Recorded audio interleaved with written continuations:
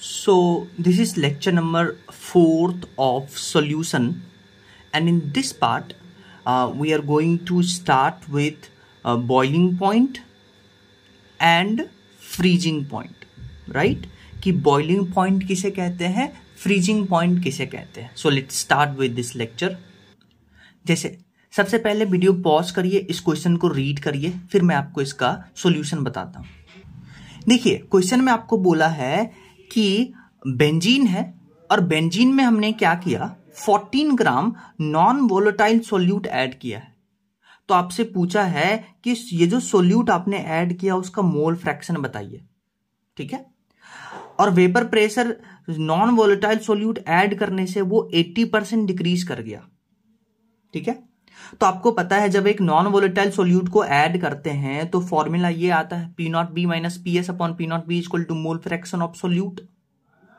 अच्छा 80% डिक्रीज कर गया, मतलब इसका टोटल वैल्यू आपको गिवन है 80%, मतलब 80/100. तो यहां से मोल फ्रैक्शन ऑफ सोल्यूट आ जाएगा 0.8%. नेक्स्ट क्वेश्चन देखिए, वीडियो पॉज करिए, क्वेश्चन रीड करिए, फिर मैं आपको इसका सॉल्यूशन बताता हूं. देखिए क्वेश्चन में आपको बोला है कि सोल्यूट का मास आपको 4 ग्राम गिवन है, सॉल्वेंट का मास आपको गिवन है 16 ग्राम, और क्वेश्चन में आपको सॉल्वेंट का बॉइलिंग पॉइंट गिवन है 90 डिग्री सेल्सियस. तो मैंने आपको बताया था कि अगर क्वेश्चन में टेम्परेचर गिवन हो और सॉल्वेंट का आपको वेपर प्रेशर ना गिवन हो, तब आप सॉल्वेंट का बेसिकली सॉल्वेंट का वेपर प्रेशर आप लेके चलते हैं. सॉल्वेंट का वेपर प्रेशर आप लेके चलिएगा 760 mm ऑफ Hg, ठीक है. और आपको vapour pressure of solution given है 700 mm ऑफ Hg.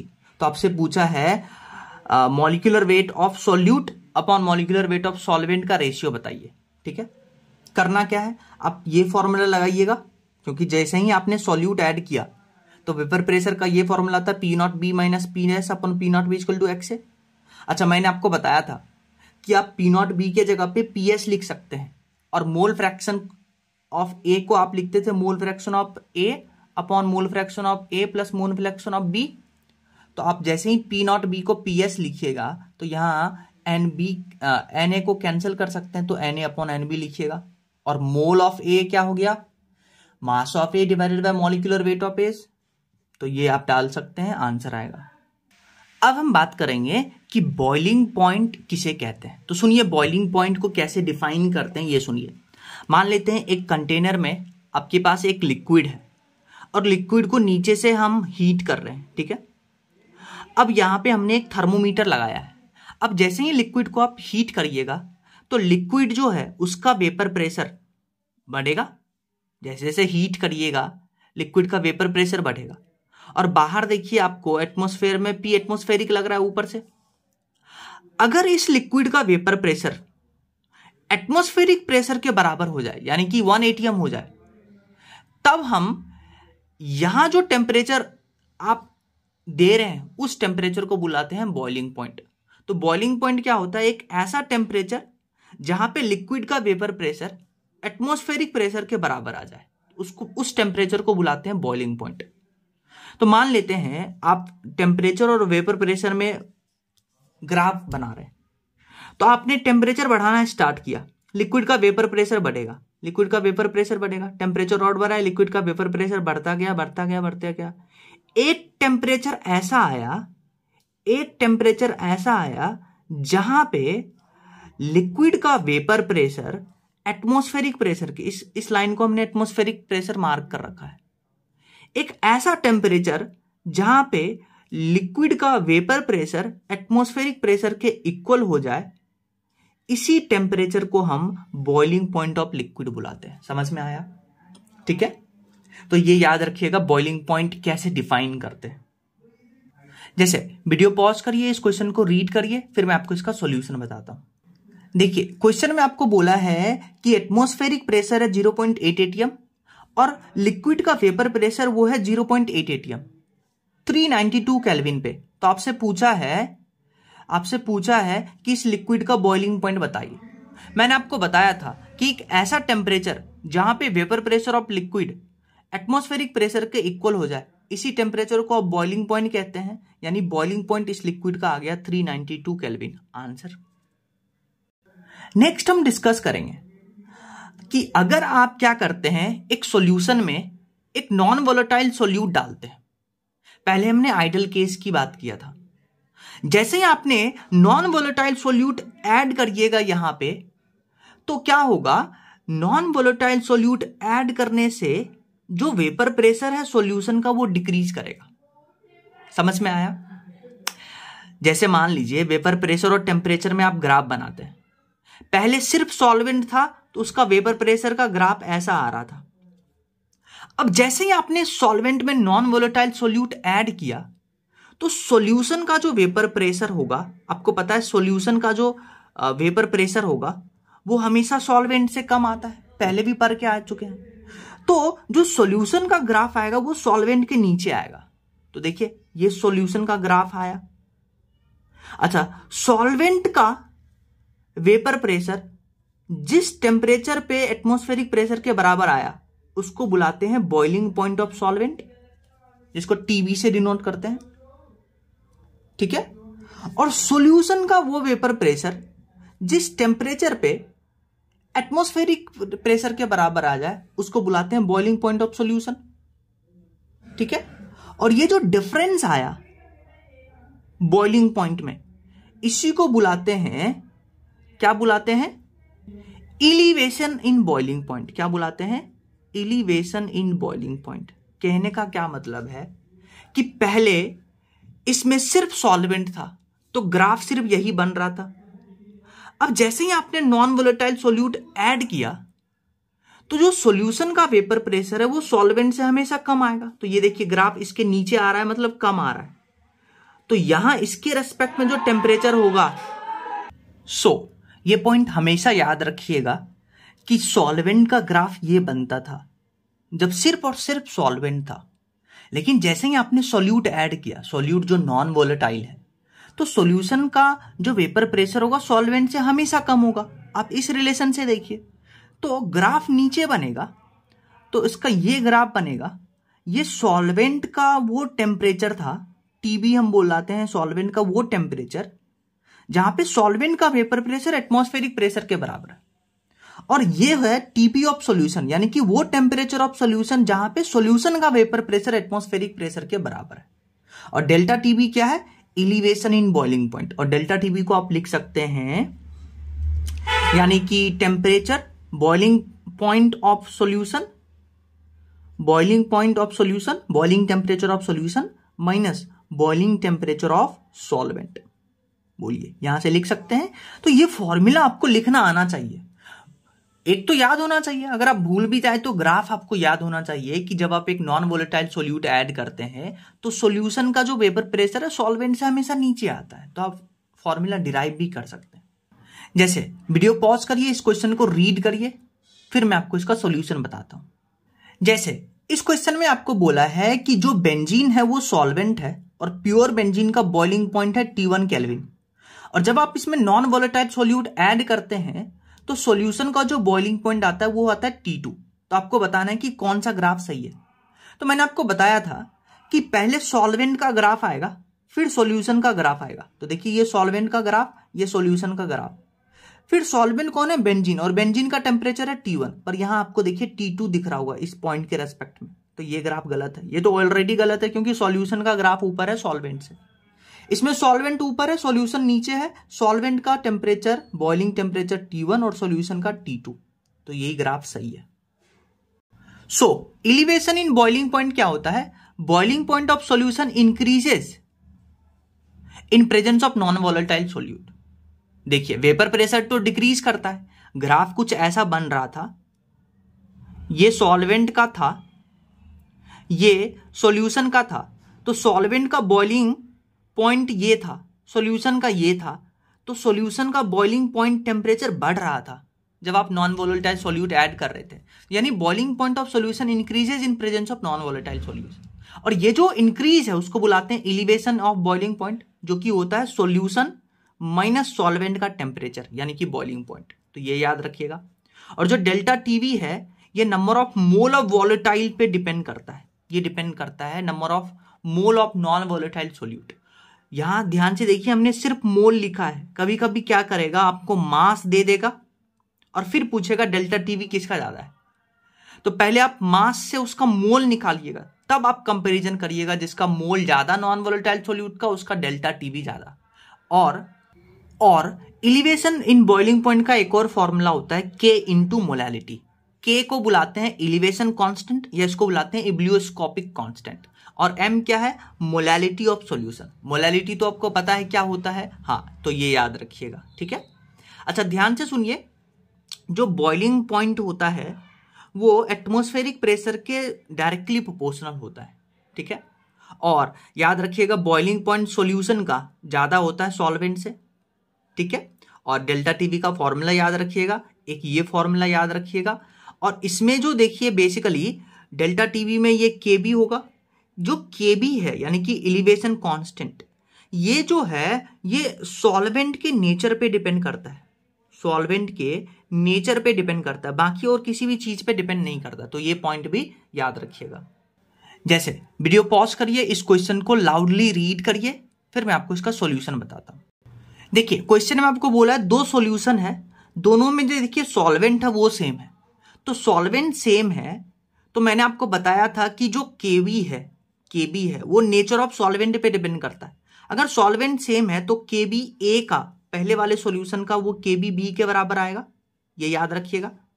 तो बोला है कि सेलेक्ट द इनकरेक्ट स्टेटमेंट, तो ये स्टेटमेंट सही है। फिर आप देखिए यूरिया जो कि एक नॉन वोलेटाइल सोल्यूट है, पहले में 4 ग्राम ऐड किए, दूसरे में 8 ग्राम। तो जैसे ही आप नॉन वोलेटाइल सोल्यूट ऐड करते हैं, ज्यादा नॉन वोलेटाइल सोल्यूट ऐड करिएगा तो जो सॉल्यूशन का बॉइलिंग पॉइंट है वो बढ़ेगा, यानी कि सॉल्यूशन बी का बॉइलिंग पॉइंट सॉल्यूशन ए से ज्यादा होगा, ठीक है। तो यानी कि ये ऑप्शन भी सही है, तो ये ऑप्शन भी नहीं हो सकता क्योंकि इनकरेक्ट पूछा है। और जो टीबी है बॉइलिंग पॉइंट ऑफ सॉल्वेंट, वो तो बराबर होगा क्योंकि सॉल्वेंट का तो बेसिकली यही ग्राफ बनेगा दोनों के लिए, क्योंकि सॉल्वेंट सेम है, तो ये भी ऑप्शन सही है।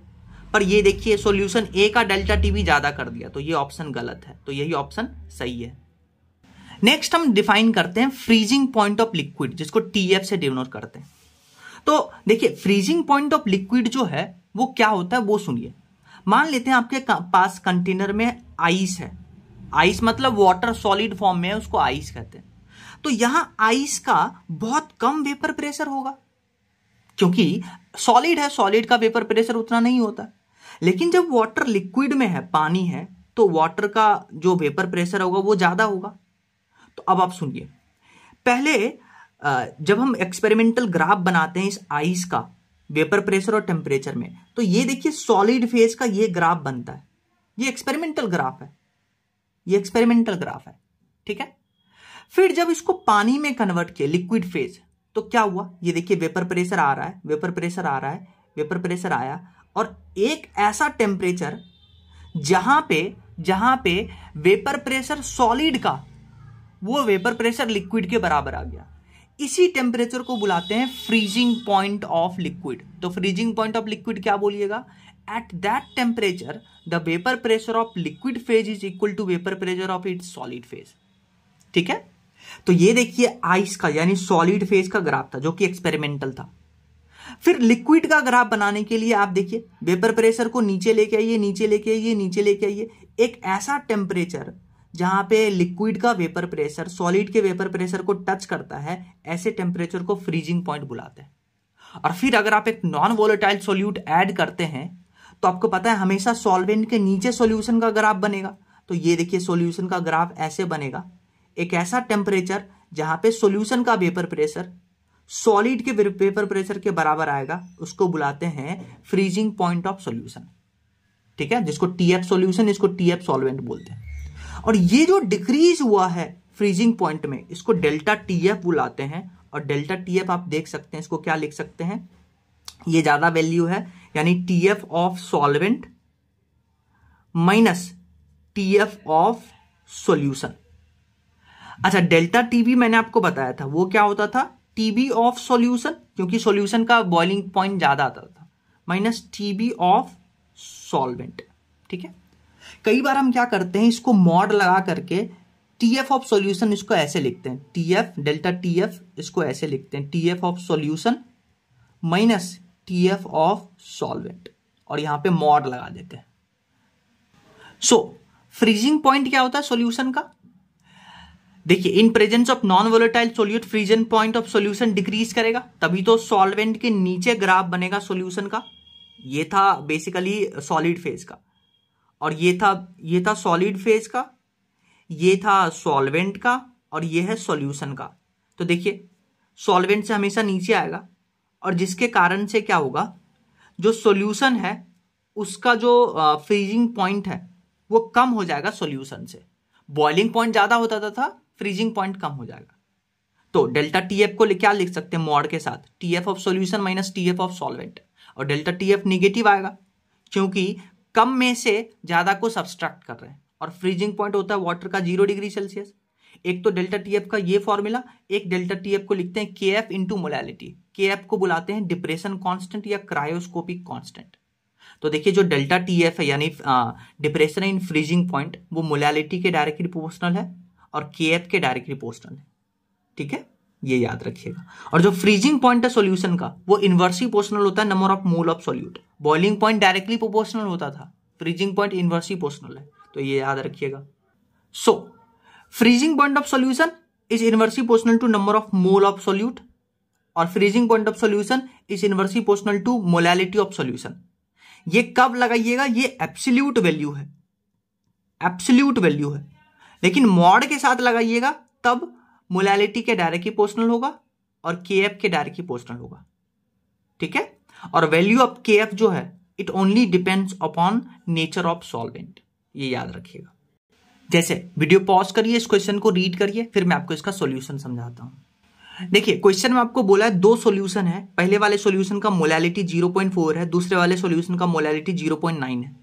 अगर हम बात करते हैं तो आपसे पूछा करेक्ट इनकरेक्ट स्टेटमेंट। अगर हम बात करते हैं कि डेल्टा TF का मॉड वैल्यू वो मोलैलिटी के डायरेक्टली प्रोपोर्शनल होता है, तो अगर आप सिर्फ मॉड वैल्यू के साथ बात करिए तो जिसका मोलैलिटी ज्यादा उसका डेल्टा TF ज्यादा, तो इसका मोलैलिटी ज्यादा यानी कि डेल्टा TF मॉड की बात करते हैं तो B का ज्यादा होगा डेल्टा TF A का।